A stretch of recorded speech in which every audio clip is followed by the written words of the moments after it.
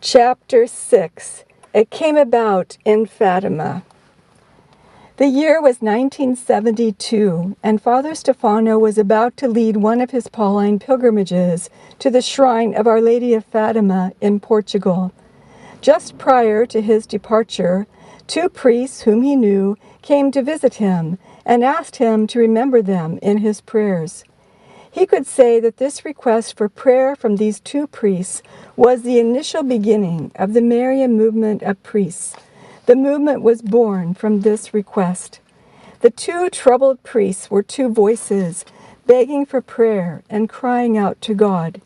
They confided to their brother priest, Father Gobbi, that they were struggling to keep afloat in the midst of a crisis due to the fact that the years following Vatican II were characterized by great social changes in traditional ways and accompanied by much protest. Many priests felt unprepared, bewildered, and confused by it, and unfortunately, a good number of them had left the priesthood. Father Stefano knew this and agreed to remember the two priests in his prayers. At the site where the apparitions of the Virgin Mary took place in Fatima, he began to pray for them. As he prayed, all of a sudden he clearly heard some words inside of himself. It was an interior voice which told him that not only these two priests, but many of her sons were also in the same predicament. Thus, at the very moment the Marian movement of priests came into being by the hand of the Mother of God. It was May 8th, the feast of Our Lady of Pompeii. Father Stefano didn't tell anyone what he thought he had heard, supposing it could have been a figment of his imagination. However, he kept thinking about this strange inner voice. It was so sudden, so unexpected. Who knows? Could it have actually been real? The doubt remained. Therefore, on his trip home, he humbly asked God for a sign that he might be able to celebrate Mass in the Holy Land by the end of the year, and specifically in the Basilica of the Annunciation in Nazareth. This would be an obvious and clear sign. Well, indeed, this sign literally came true right away. When he returned to Milan, he was immediately informed that his superiors had assigned him to be a guide for the pilgrimage to the Holy Land in that very same month of May. This was an unmistakable response to his request for a sign. It immediately materialized in detail, and he was indeed happy about it. On May 27th, he found himself celebrating Holy Mass in the very place where the incarnation of the Word took place, the Basilica of the Annunciation in the Holy Land. It had been only 3 weeks from the time he had his first locution in Fatima, and so he thought that what had happened could not have been the fruit of his imagination. However, Father Stefano wasn't firmly convinced yet that what was happening to him didn't come from himself. Every now and then, and even later on, he wondered if he had not got it all wrong, and he sought confirmation, so much so that afterwards Our Lady often scolded him for not having enough trust. Section, The First Little Seed. When he returned to Italy from the Holy Land, Father Stefano felt the need to talk to someone, so he confided in Bishop Theresio Ferraroni, who lived from 1913 to 2007. He was the auxiliary bishop of Como and later became the bishop of Como. The prelate decided not to express an opinion on the locutions, but was obviously captivated and became involved in the matter. Perhaps he too felt the need for something powerful and Marian in those post-conciliar years. These were years in which speaking about Our Lady was looked upon as a thing of the past, something for pious old ladies. They decided to form a small prayer group for priests, the two of them, plus a third priest, Father Luigi Bianchi, who was the pastor of Gerallario and was well known in the area for his love for Our Lady. Thus, in July 1972, the three began to pray together. They even gave a name to their prayer group or association, the Marian League of Priests. Auxiliary Bishop Ferraroni showed by his desire to join the prayer group how deep down, even without saying it, He had trusted in Father Stefano's good faith and intuition from the very start. Due to the crisis many priests were experiencing, the only right thing to do was to pray to Our Lady and consecrate oneself to her Immaculate Heart. The choice of the little group's name did not last very long. In February 1973, 7 months after the first meeting, Father Stefano decided to change the name. This was because there already existed an association called the Marian League of Priests, which was primarily concerned with priests who were ill, and which was more well known. In circular letter number 2, Father Stefano announced that the small group would now be called the Marian Movement of Priests. The 3 priests belonging to this first nuclear group were gradually joined by other priests. They decided to spend 1 day a month together, usually at Father Luigi's parish in Garolario. They prayed the rosary with devotion, offered meditations on Our Lady, and shared personal thoughts. Since Father Stefano was good at organizing things, in order to let others know about this initiative, he asked and obtained permission to put a notice in the Vatican newspaper, the Osservatore Romano. Thus, on December 15, 1972, the Vatican's daily paper published a brief announcement inviting potentially interested priests to join a new Marian prayer movement called the Marian Movement of Priests. This was an effective move because from that moment on, Father Stefano began receiving his first letters requesting membership. Not long afterwards, Father Stefano would write an article for the Rivista di Cultura Mariana, which was a journal of Marian culture, a bi-monthly magazine printed in Rome and having a circulation all over Italy. Here is a quotation from number 2, March-April issue of 1973.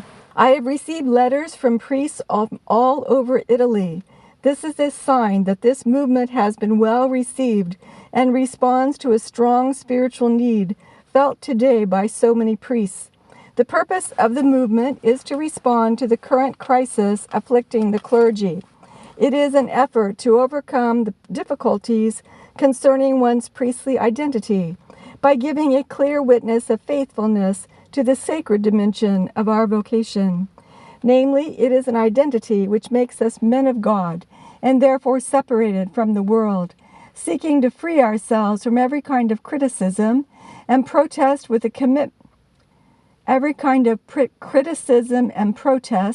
with a commitment to a full communion of prayer and love for the Pope and the hierarchy. It is an identity which seeks to root itself in a firm observance of all the Church's doctrinal laws and in daily faithfulness to the obligations assumed through the priest's sacred ordination, especially that of celibacy. It is an identity which seeks to make us more conformed to Christ and more open to the love of God and neighbor. Lastly, it is a commitment to nurture a spirit of prayer and penance in accord with the message of Fatima." End quote. The article continues by mentioning the names of priests from different parts of Italy, from Pisa, Taranto, Reggio Emilia, Macerata, etc. They had written Father Stefano thanking him for the new movement and saying that the new movement was a response to the numerous doubts and misgivings that were afflicting the Church. Father Stefano ended the article in this way: "Salvation will come to us through Mary. It will not come without her intervention." In the same magazine, Father Luigi Bianchi from Garolario, part of the original group of 3, also took up his pen to write about the new movement. His words were similar to Father Gobbi's. "The movement seeks to be a true remedy to neutralize the continuous and systematic erosion caused by neo-paganism among the Christian people. For this reason, in response to Our Lady's wish and the Holy Father's repeated appeals, a group of priests intends to promote this initiative and to form a Marian League of Priests. With a sense of commitment to their vocation, they intend to actively respond to the message of Fatima to bring about the kingdom of God in hearts and souls by a renewal of prayer, penance, and a more sincere fidelity to the Church." Taking his mission seriously, Father Stefano wrote in his notebook in October 1972 some brief guidelines to be lived out by the then Marian League of Priests. 1. The occasion, the Marian year of the Rosary and the 30th anniversary of the consecration of the world to the Immaculate Heart of Mary by Pope Pius XII. 2. The members, it's open to all priests, free membership.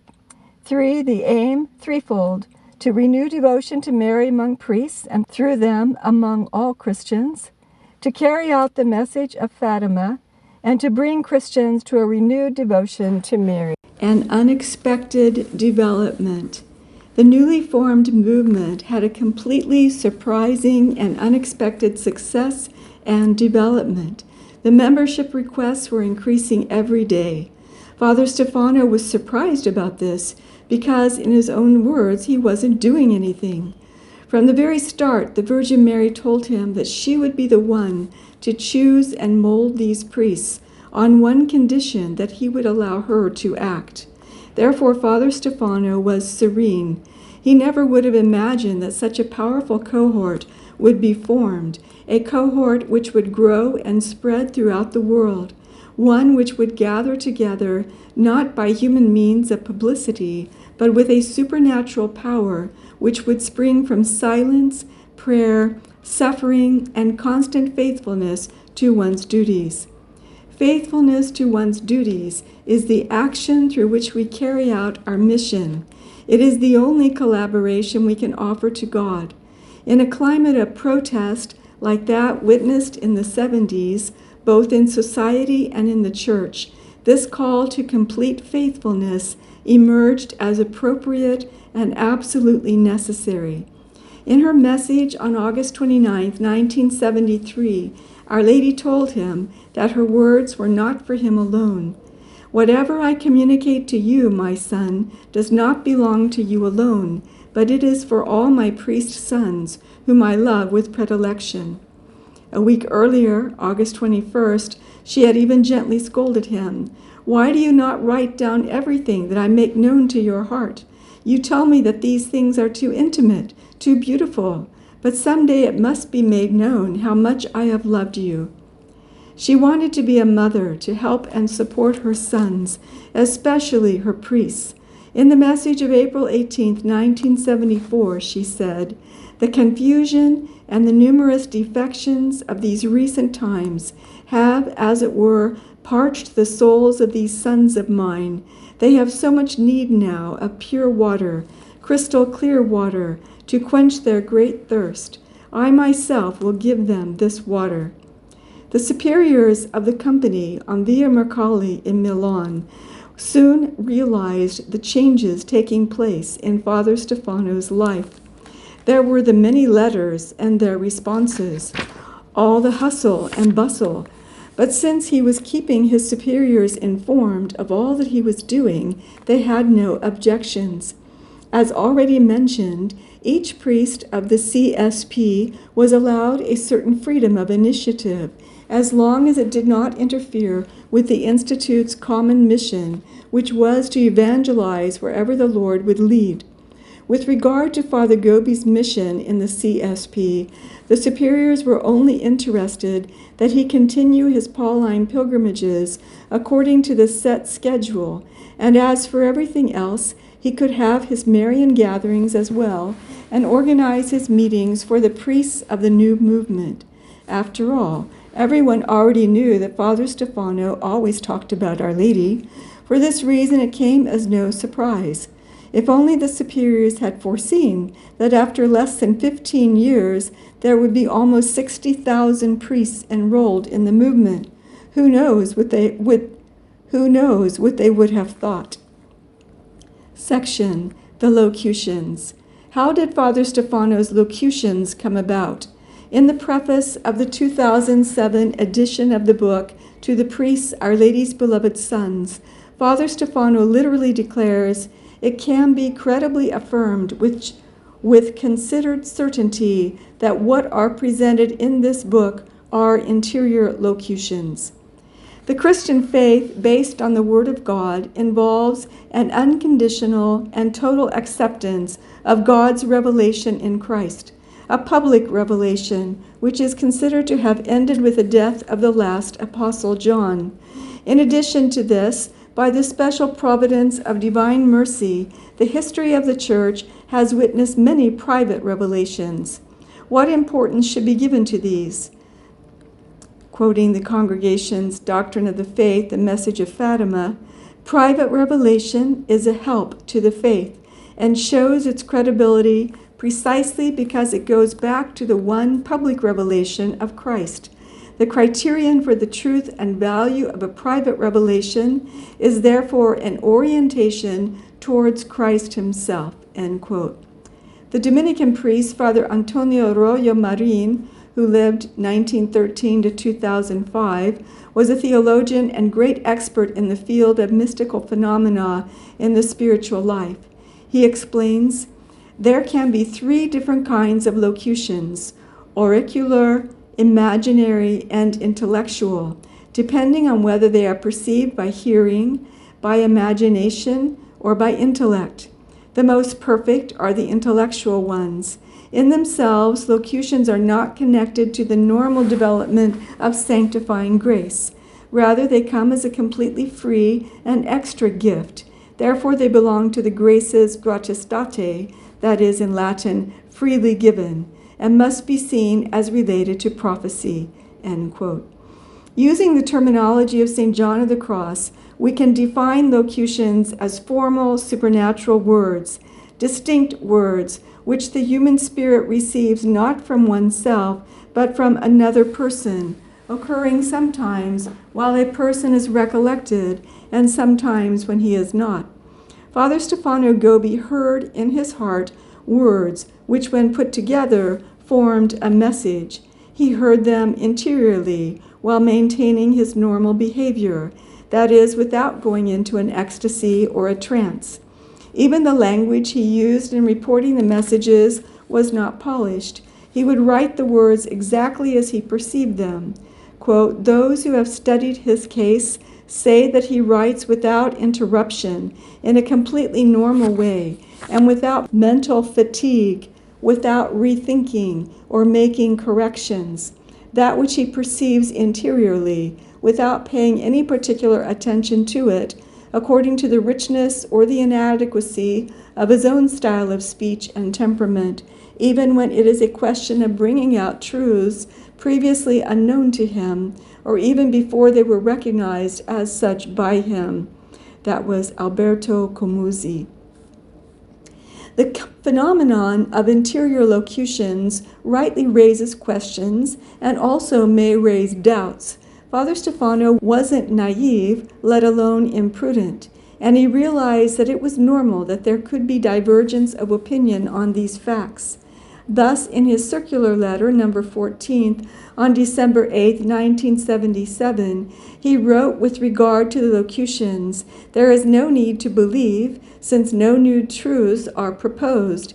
Instead, try to live what is pointed out, and then you yourself will experience in your own life the legitimacy and truth of what is written.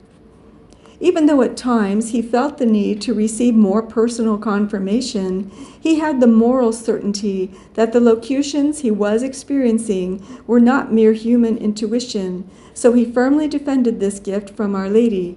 A few years after the birth of the movement, Father Stefano received a letter from the Congregation of the Doctrine of the Faith summoning him to Rome to clarify the phenomenon of the locutions. There he was asked not to state in the so-called Blue Book that the messages he received were from Our Lady, and that it was necessary, quote, for future editions to modify the preface and the introduction to the book in order to avoid making readers believe that it was the Virgin Mary who was dictating the so-called messages, end quote. The request was also made that from that moment on, publication of the book would need the special authorization from the pontifical delegate for the Company of St. Paul, who at that time was Cardinal Francesco Coccopalmerio. On March 31, 1997, Father Stefano submitted a response with the following words to Cardinal Tarcisio Bertone, Secretary for the Congregation for the Doctrine of the Faith, and to Monsignor Stanislaus Ch6, private secretary of St. John Paul II, quote, "Since what I write in the book I perceive as interior words which come from my heart, I cannot then say that these are not interior words or locutions, because I cannot make a false statement, and neither can the congregation ask me to make false statements. Instead, I am willing to declare that the Congregation for the Doctrine of the Faith holds that these interior locutions must be understood not as messages from Our Lady, but as spiritual inspirations or meditations of the author." He then added that he would obey by modifying the introduction and the preface to the book. To put it quite frankly, Father Stefano somehow got around the obstacle. From his reply, the following can be deduced. "In no way can I declare that the words come from my imagination or intellect, because I would never make a false statement, neither to myself nor to any church authority. At most, I can acknowledge that the congregation holds that these locutions come from the author's personal reflections." End quote. In this way, he took an honest stand with regard to the phenomena which he objectively judged as not originating from himself. At the same time, he clearly gave those in authority or any other person the freedom to think as they wished. The case of Saint Padre Pio Pietrelcina comes to mind. 2 Vatican decrees were issued against him, one in 1931 and the other in 1933, declaring the non-supernaturality of the stigmata. After receiving these decrees, what could the Holy Friar from Gargano have done? Go to the Vatican and try to convince them that the stigmata were real, that they had not come from himself, and that he didn't even want them? No, he rather remained calm. He did not make any objection to the Vatican's decisions. He simply obeyed and reached the end of his life doing what he was told to do. Then, in the end, it was discovered that the stigmata were absolutely real, and Padre Pio became a saint. The same fate, more or less, befell Father Dolindo Ruotolo. He received Vatican decrees regarding his unreliability and declaring that he was mentally unstable. And then, in the end, he was vindicated. But it took many years. The truth is, there's nothing strange or new about this. Actually, church authorities do well in being prudent. There are so many pseudo-visionaries and fanatics, as well as those who are instruments of Satan, who pretend to be saints or spiritual leaders. Regarding cases of apparitions and supernatural phenomena, therefore prudence and humility are necessary. As far as Father Stefano was concerned, he had no reason, at the age of 42, to invent MMP Messages out of the blue. He had been a high school professor in Milan, he had become a priest, and he was happy. He was actually himself the first one to be surprised. Was it his fault that he had been chosen to be God's instrument for a worldwide plan, which included matters that were much greater than himself? Father Stefano was not a fanatic. On the contrary, he was rather coarse and harsh. He liked the local and ordinary dimensions of everyday life, the simple apostolate of the common priest. He didn't speak any foreign languages, and he had to struggle with his own impulsive personality. In any case, the Vatican letter caused him understandable affliction. He wrote a letter to Pope St. John Paul II about it. In his circular letter at that time, he wrote to the members of the Marian movement, "This year the Lord has tried me in a particular way, with personal sufferings and with adversities caused by others. First and foremost, the problems I had with the Congregation for the Doctrine of the Faith concerning the Blue Book. All these painful trials have made me feel stronger in my love and devotion to Jesus Christ crucified." Section: The Little Plant is Growing. Something supernatural was taking place, not only on account of Father Stefano's interior locutions, but also because of the movement's unexpected growth. Apart from the initial notice placed in the Observatore Romano, there wasn't any other advertisement in Catholic magazines or newspapers. There were no requests made to bishops or dioceses or any other publications. There was only the publication of the Blue Book and nothing else at all. Amazingly, everything happened by word of mouth. Besides, what could Father Stefano have done from Via Marcali in Milan? People such as St. Maximilian Kolbe, who printed thousands of magazines at night, are only 1 in a million. The movement was not an initiative of the Company of St. Paul. The company, for its part, always looked at the movement objectively as a personal initiative of Father Gobbi and not as its own. For his part, Father Stefano had no means, no money, no personal contacts, nothing at all. The only thing he had was prayer and faith in God. Yet the supernatural effect was similar to that described in Acts 4:13. Considering that they were uneducated laymen, the authorities were astonished, and they recognized them as the companions of Jesus. The years following 1973 witnessed an uninterrupted and continuous expansion of the movement, both in Italy and beyond. In the 1974 Marian Movement Circular Letter, number 6, Father Gobbi wrote, "The Marian movement of priests, quietly and without any outside promotion, is spreading more and more each day. There are now about 200 members. Since the end of September, the date of our first national gathering, our number has almost doubled. The membership letters, which I have kept, are comforting and moving." End quote. Father Stefano himself was amazed at what was happening. He couldn't, nor did he want to do anything to slow it down. In the 1974 Circular Letter number 7, he describes this phenomenon. "I have been to Padua for the priests of Veneto, to Milan for those of Lombardy, to Rovereto for those of Trentino Alto Adige, to San Vittorino Romano for those of Rome and central Italy, to Naples for those of Campania, to Ravenna for those of Emilia-Romagna, and to Pisa for those of Tuscany. They are still awaiting me in San Giovanni Rotondo for the priests of Puglia and in various other places, and especially in Sicily, where I would really like to go, since the movement there is flourishing. In these one-day gatherings, a cenacle is formed, where we pray together with Mary, the mother of Jesus, and our mother. We get to know each other, we help each other, and we love each other as brothers gathered together by our Heavenly Mother." End quote. These words were written less than 2 years after the initial gatherings of 3 priests in the province of Como. Similar descriptive words were written by Father Gobbi to one of his spiritual sisters during this same period when the above-mentioned circular letters were written. Quote, "See how Our Lady works. Every day I receive new membership letters from priests.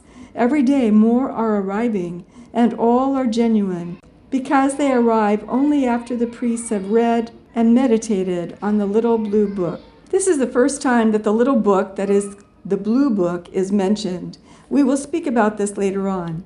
For now, it is sufficient to say that Father Stefano started to write down the locutions in obedience to his spiritual director. The first locutions were then arranged together into a folder, which was presented for the first time in September 1973 at a gathering of priests in San Vittorino Romano. Photocopies had been made for everyone.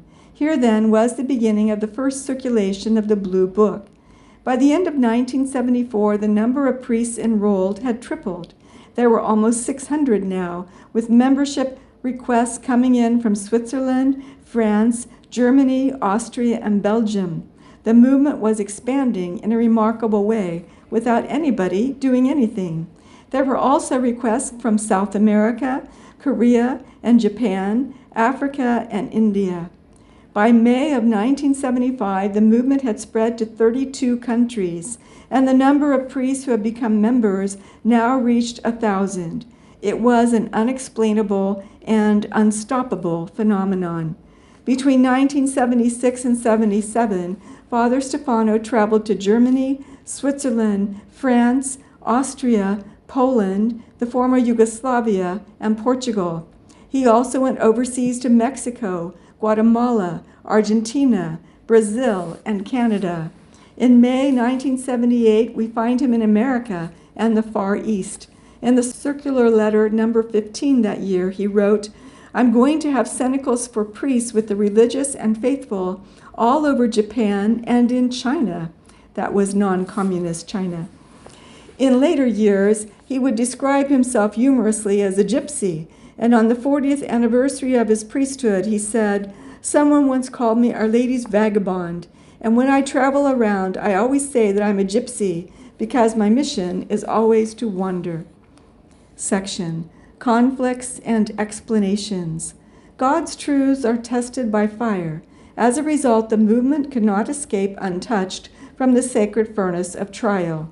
In the beginning, criticism and misgivings regarding the movement were made by newspapers and magazines.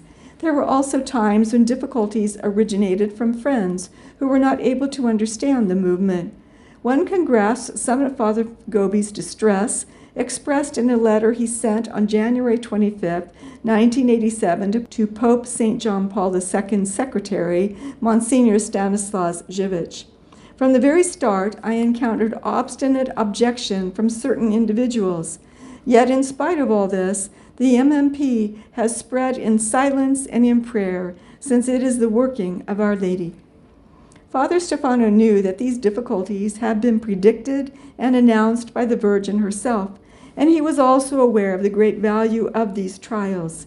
In one of the MMP circular letters during the early years, he wrote, "Our Lady has asked us for prayer, silence, and filial abandonment to her. It is as though my suffering has made the good seed die in order to produce better fruit." In the end, however, this experience of suffering strengthened Father Stefano's soul and his obedience to the Church. In circular letter number 11, he wrote, "Now, after the storm, we can see the movement flourishing everywhere in a miraculous way. It has been more and more encouraged by the hierarchy of the Church, to whom we offer our love and our most total obedience." Father Dolindo Ruotolo, a Neapolitan priest whose process of beatification is now underway, commented on the spiritual effects of these trials when he wrote, "My soul exalts and glorifies you, O Holy Church of God, ever beautiful as a bride adorned for her beloved one. You have struck me, it is true, but it is as the flint is struck to make it give a spark. You have reduced me to the status of a poor worm, but you haven't killed me. And look, I have become like a beautiful butterfly with golden wings. You have greatly humbled me, and everyone seemed to think you were killing me, and instead you were clothing me with the humility of your spouse." In 1974, church leaders asked Father Gobbi for explanations of what was going on. There was nothing in particular the matter, but with such a sudden and explosive growth of the movement, which involved a great number of priests, as well as their bishops and dioceses, the ecclesiastical authorities deserved some explanation. This could not continue to go on unnoticed. Father Stefano was summoned to Rome by the secretary of the Italian Bishops' Conference, servant of God Archbishop Enrico Bartoletti, who died in 1976 and was highly esteemed by Pope St. Paul VI. As one can imagine, Father Stefano received this summons with a certain apprehension. Of course, the movement was desired by the Most Blessed Mary. Since it was her work, she would be the one who would defend him. But in the meantime, he was the one who had to go to Rome to give an account before the secretary of the conference. For a priest accustomed to obedience, this kind of summons would always cause a bit of anxiety. Moreover, the superiors of the Company of St. Paul may not have liked the fact that one of their priests was in such a spotlight. Poor Father Stefano, he found himself having to manage a matter which was much bigger than himself on all fronts. Before taking the train to Rome, there came to him some unexpected help from heaven. He seemingly could hear, interiorly, the voice of St. Padre Pio, who had died a few years before, saying to him, "Hey, my boy, don't worry. Listen to Our Lady. Our Lady will take care of things." We don't know anything more about the nature of this heavenly intervention. The only thing we know is that it was Father Gabriele who many years later related this to us, and that he was a first-hand witness of these words of St. Padre Pio, which Father Stefano himself had shared with him. But it doesn't matter. The fact is that they greatly reassured him, so that he was able to leave for the Eternal City more relieved. At the congregation's head office on Via Aurelia in Rome, Father Stefano was welcomed by the secretary himself. To his great surprise, he did nothing but congratulate him, saying, "If only we had more priests like you who know how to make priests pray." Archbishop Enrico Bartoletti listened to him carefully and asked him to talk about all the activities of the new movement. He assured him of his support and friendship, especially because Father Stefano had repeated several times that one of the foundations of the Marian movement of priests was total fidelity to the Pope and the magisterium. The meeting ended peacefully and in a friendly manner. As a matter of fact, Archbishop Bartoletti encouraged the priest from Dongo to please carry on his work, always obeying his superiors, and also keeping the central authorities in Rome informed. Well, St. Padre Pio was certainly right. There was another time, it seems, that St. Padre Pio, the Capuchin friar from the Gargano region in Puglia, Italy, personally gave comfort to Father Stefano. It was on an occasion which took place years later. Father Stefano had been invited to Nicaragua, but he had just returned from a long trip to America, and so he was tired. Also, he was rather concerned because he knew Nicaragua was a communist country. For this reason, he was afraid of going there without being able to have any kind of success, or worse, of even falling into some danger. On the plane, he had a special conversation with Padre Pio, who encouraged him with a few simple words. When he arrived there, Father Stefano found the cathedral full of people. He consecrated the country to the Immaculate Heart of Mary, and 2 years later, communism fell. To be afraid and then to find the road completely cleared for him was thus part of the mission of the Blessed Mother's little gypsy, the twin from Dongo, as he was called by his fellow townsmen, who knew his brother Pino better than him. This new movement was welcomed with enthusiasm, but obviously not always and not everywhere. Once, Croatian Archbishop Franjo Kuaric of Zagreb contacted the Vatican in order to find out about this Father Gobbi, asking whether he should encourage the development of the MMP in his own diocese or if he should be cautious. Cardinal Giovanni Battista Re, prefect of the Sacred Congregation of Bishops, replied with these very words, quote, "For us, Father Stefano Gobbi does not exist," end quote. When Father Stefano found out about it, he didn't take it very well at first, but then began to consider it a joke. And in the cenicals following this episode, he used to make jokes with his priests. "Guess what? I don't exist. Therefore, I can do no harm to anyone. What harm can someone do who doesn't exist?" However, most of the time, the hierarchy's understanding was more thorough and comforting to Father Stefano, to the extent that many bishops, archbishops, and cardinals later formally joined the movement. He had a special meeting with the Cardinal Carlo Maria Martini when the latter became the Archbishop of Milan in 1980. Father Stefano went to introduce himself to him and talked about the movement and gave him a copy of the Blue Book. He was given a warm welcome, and at the end of the meeting, the priest from Dongo knelt down and asked his pastor for a blessing. In turn, the cardinal himself knelt down and asked to be blessed by Father Stefano. Cardinal Martini himself, after carrying out a canonical investigation, sent the Vatican Secretariat of State a file on the movement, enclosing his letter of recommendation so that it could be backed by a Roman dicastery with the bishop as a point of reference. This is noted in Circular Letter, January 25, 1987. There was no positive response to this request, but this shows how on the one hand, the movement was deliberately ignored, and on the other, it was well supported. As the years went by, church authorities felt that more explanations were needed. Each time, Father Stefano would respond promptly, either in person or in writing. This caused him apprehension and suffering as well, but he knew he had to obey.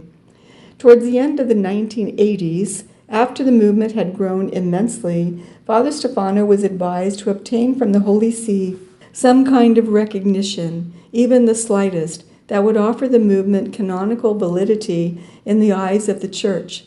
Father Stefano, however, wasn't convinced of this, but to remove all their doubts, he personally contacted Pope St. John Paul II, in whom he felt full confidence. He wrote the Pope a letter on November 21st, 1988, explaining how the movement was, more than anything, a current of spirituality, and that it did not call for the founding of a new religious order. But while he waited the Holy Father's response, he suddenly received a slap in the face. The superior of the Company of St. Paul, concerned by all the exchange of letters with the Holy See by one of their priests, officially asked Father Stefano to suspend his trips, cenicles, and any further publications of the Blue Book.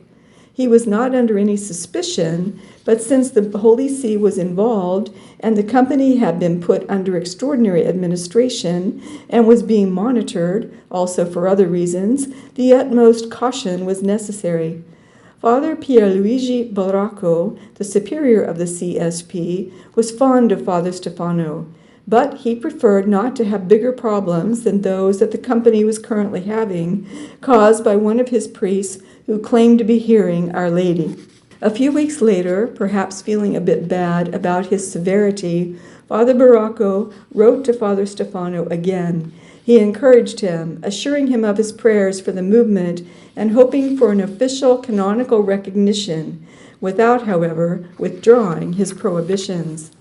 Nevertheless, a canonical recognition was not the intention of Father Gobbi, because it was not what the Blessed Virgin wanted. He had already clarified this with the Holy Father in the well-known letter of November 21st, 1988.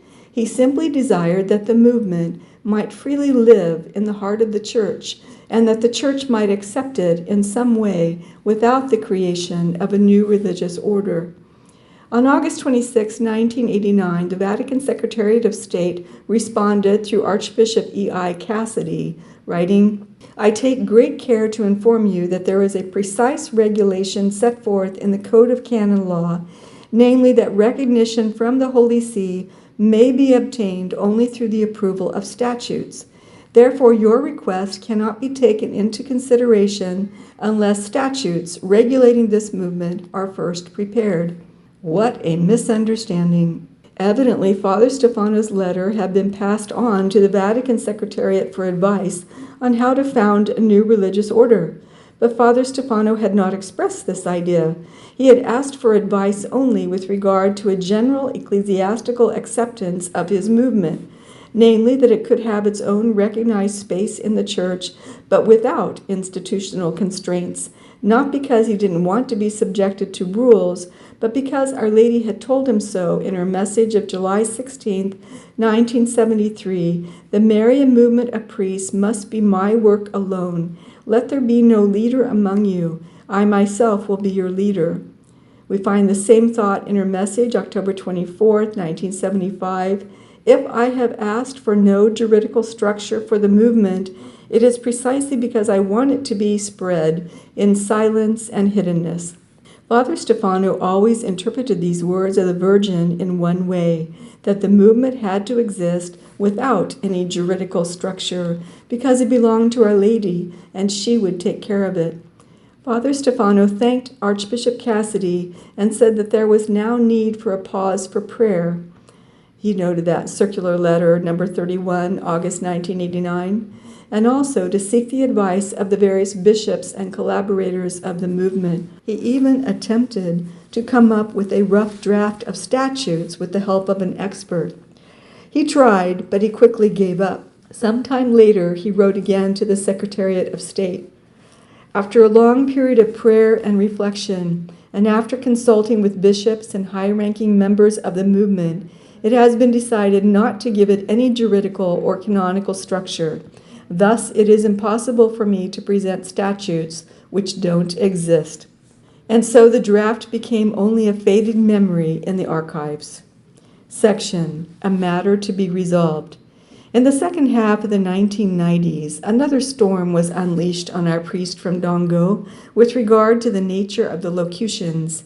In a letter of November 8, 1996, addressed to Monsignor or Bishop Francesco Coco Palmerio, the pontifical delegate for the CSP, Cardinal Tarcisio Bartoni, who was then secretary for the Congregation for the Doctrine of the Faith, wrote, "This dicastery has decided that the author should not use the expression interior locutions when referring to the contents of his writings.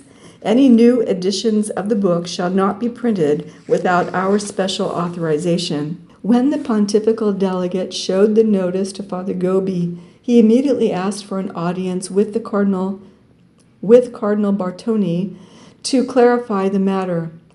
The two met in the Vatican on December 17, 1996, but the cardinal did not change his mind. He reminded him to no longer write the word locutions and to remove from the preface of the Blue Book the following sentence, quote, "The publication of the messages contained in this book is in conformity with the directives published by Pope Paul VI on the 4th of October, 1966. Moreover, he emphasized that the book could be published only with the special authorization of Father Gobbi's superior. Father Stefano, as previously mentioned with regard to the locutions, humbly stated again that according to him, the words he had interiorly heard did not come from his imagination, but were words that came from his heart. However, he declared he was even willing to obey the fact that the Church was asking him to say that these were not messages from Our Lady. After a little over a year, in February 1998, the 22nd Italian edition of the Blue Book was published, and in the introduction signed by Father Giovanni D'Ercole of the Vatican Secretariat of State, there appeared the following statement: "The contents of this book are not to be understood as messages dictated personally by Our Lady, but rather as meditations which the author, profoundly imbued with Marian spirituality, has decided to offer to his readers using the suggestive literary form of direct dialogue." Literary form? No way. Father Gobbi could not possibly accept this wording as if it had meant that every message or word had been thought up and written by himself. It meant that he would have to give assent to a form of writing that he didn't feel to be true at all. These weren't her words? Father Stefano was profoundly disappointed and distressed because of this addition written into the 22nd edition of the book. Nevertheless, since it came from the Vatican Secretariat of State, what else could he do? In the following edition, number 23, a small correction was made in the introduction. However, it didn't change things much.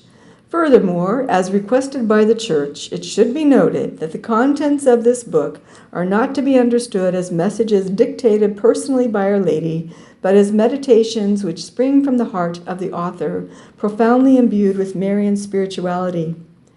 Here we see a shift from the author's meditations to meditations which spring from the heart. The first would signify the fruit of the intellect, the second that of the heart. There is a difference, but nothing is really clarified. Rather, it only repeats again that the messages are not to be understood as being dictated personally by Our Lady. This same introduction was retained in the two subsequent editions as well. However, in the 26th edition, dated December 8, 2007, Father Gobbi decided to completely rewrite from scratch the introduction. In paragraph 10, he ventured to affirm, "It seems to me that it is also necessary to point out that the contents of the Blue Book must be understood as interior locutions. For a complete understanding of this important aspect, I suggest reading well the whole second part of the introduction, where the theological criteria for the comprehension of the book are pointed out." In this new introduction, he dedicates 12 pages to explaining what locutions are and how they should be interpreted. This edition has the imprimatur of Archbishop Francesco Cuccarese, the Archbishop Emeritus of Pescara, and so with this we see a definite end put to this matter. The words of Father Giovanni d'Ercole were replaced in the introduction to the 26th edition, thus making it a kind of typical edition, editio typica, which, since it was the last one, written by Father Stefano Gobbi. After such a long introduction, in fact, he made no further statements on the matter, nor were there any further objections by ecclesiastical authorities. It had been a real battle, but the difficulties Father Stefano had experienced did not keep him, not even for a moment, away from the Church nor from filial obedience.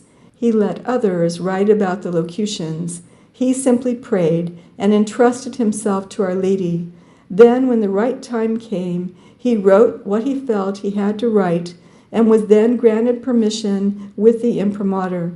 Father Stefano had that natural confidence in the Holy Church of God, which is characteristic of those who trust.